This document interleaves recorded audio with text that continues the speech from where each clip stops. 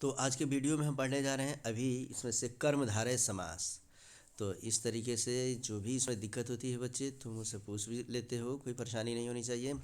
जिस समास में दोनों पदों में विशेषण तथा विशेष्य मन उपमेय तथा उपमान का संबंध हो उसे कर्मधारय समास कहते हैं।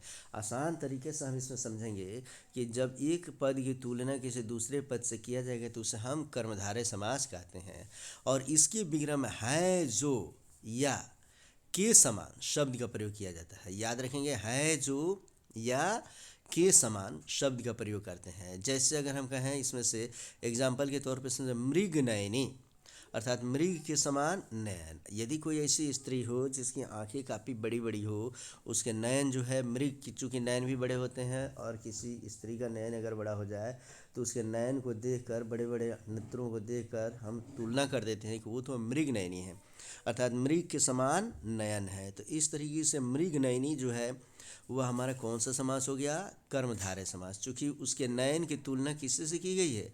मृग के नयन से। उसी प्रकार चरण कमल, कमल के समान चरण, अर्थात जब हम पत्र वगैरह लिखते हैं कि पूज्य पिताजी चरण कमलों में सादर प्रणाम, पहले ये लिखा जाता था, अर्थात अपने पिताजी को समझ लो कि ज़्यादा सम्मान देते हुए हम लिखते हैं कि चरण कमलों में, अर्थात आपका ऐसा चरण जो बिल्कुल कमल के समान कोमल है, उन चरणों में हमारा प्रणाम है। उसी तरह घन श्याम, माने श्याम मतलब होता है काला, तो श्याम के समान घना, ये घन श्याम हो गया। तो इसमें के समान शब्द का प्रयोग हुआ है। उसी प्रकार नील कमल, इसमें नीला है जो कमल, इसमें है जो शब्द का प्रयोग करेंगे।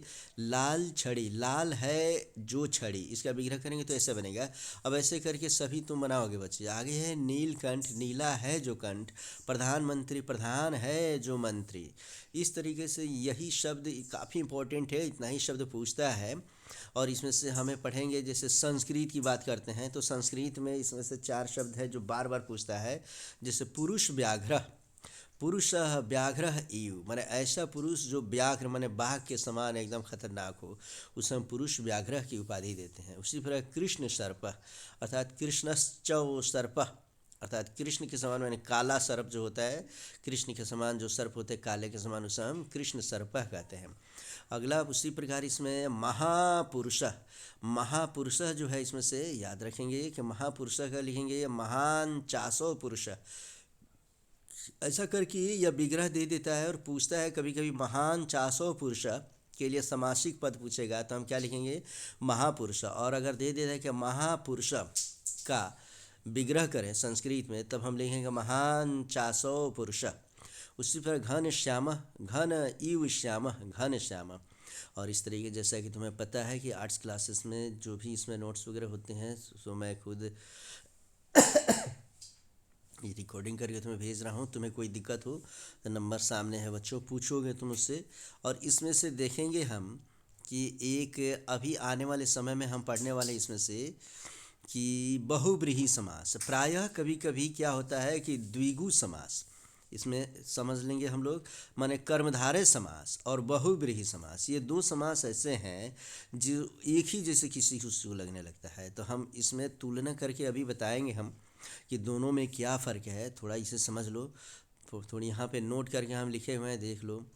द्विगु समास को हम थोड़ा सा बाद में पढ़ते हैं, पहले पढ़ते हैं हम लोग इसमें से बहुब्रीहि समास। ये बहुब्रीहि समास हमने नहीं पढ़ाया, पहले बहुब्रीहि समास ही मुझे पढ़ाना चाहिए था। चलो ठीक है, ये द्वंद्व समास हम लोग पढ़ चुके हैं बच्चों। कर्मधारय समास हम लोग पढ़ लिए। कर्मधारय के बाद हम लोग पढ़ेंगे बहुब्रीहि समास। तो बहुब्रीहि समास इस पेज में नहीं है, तो दूसरे पेज से फिर मैं निकालता हूँ और तुम्हें बहुब्रीहि समास भी पढ़ाता हूँ। तब तक ये कर्मधारय समास तुम लोग ठीक तरीके से देखो, समझो। बहुब्रीहि समास में थोड़ा सा मैं यहाँ बता दूँ कि जो किसी अन्य पद की ओर संकेत करे उसे बहुब्रीहि समास कहते हैं। हमने अभी तक जो समास पढ़ाया उसमें से सबसे पहले हमने बताया था, याद करो, यहाँ पे समास का पहला पद शुरू कर अव्ययी भाव। जिस समास का पहला पद प्रधान उसे अव्ययी भाव समास कहते हैं। जिस समासिक पद का दूसरा पद प्रधान हो उसे तत्पुरुष समास कहते हैं। जिसका दोनों पद प्रधान हो उसे द्वंद्व समास कहते हैं। और एक अभी इस पेज में नहीं है, मैं दूसरे पेज से फिर निकाल के बताता हूँ तुम्हें। बहुब्रीहि समास, जिस समास में दोनों पद में से कोई अन्य पद प्रधान हो उसे हम बहुब्रीहि समास कहते हैं।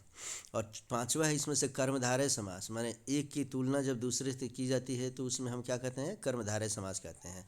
तो अभी हम जो कर्मधारय समास पढ़े थे उसमें एक दुविधा आती है, और वह दुविधा होती है कि कर्मधारय समास में एक बहुब्रीहि समास और कर्मधारय समास एक ही जैसे लगने लगते हैं। तो यहाँ समझ लो, कर्मधारय समास में एक की तुलना दूसरे से करते हैं, इसमें कोई नया शब्द नहीं बनता। जबकि बहुब्रीहि समास में एक के बाद जब दूसरे से तुलना नहीं करेंगे, उसका विग्रह अलग तरीके से करेंगे और उसके लिए एक नया शब्द बन जाता है। जैसे इसमें हमने बताया कि जो किसी अन्य पद की ओर संकेत करे उसे बहुब्रीहि समास कहते हैं।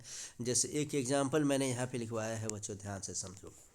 कहता है पीताम्बर, तो पीताम्बर एक ऐसा समास है, दो तीन तुम्हें ऐसे शब्द मैं बताऊंगा जो कर्मधारय समास में भी आता है और बहुब्रीहि समास में भी आता है। लेकिन विग्रह अगर हम उसका करते हैं तो विग्रह के बाद हम बता देंगे कि वह कर्मधारय में जाता है कि बहुब्रीहि में। जैसे पीताम्बर, पीत है जो अंबर, माने पीला है जो अंबर, चूँकि है जो का प्रयोग हुआ है जो शब्द का प्रयोग हो गया है या के समान का प्रयोग हुआ रहेगा तो उसे कर्मधारय समास कहेंगे। लेकिन वहीं पे यदि यह किसी दूसरे शब्द की ओर संकेत करे, जैसे पीताम्बर, पीत है अंबर जिसका, अर्थात विष्णु, पीला है वस्त्र जिसका, अर्थात करके हमने शब्द क्या ला दिया, विष्णु। तो विष्णु क्या हो जाएंगे, हमारे बहुब्रीहि समास हो जाएंगे।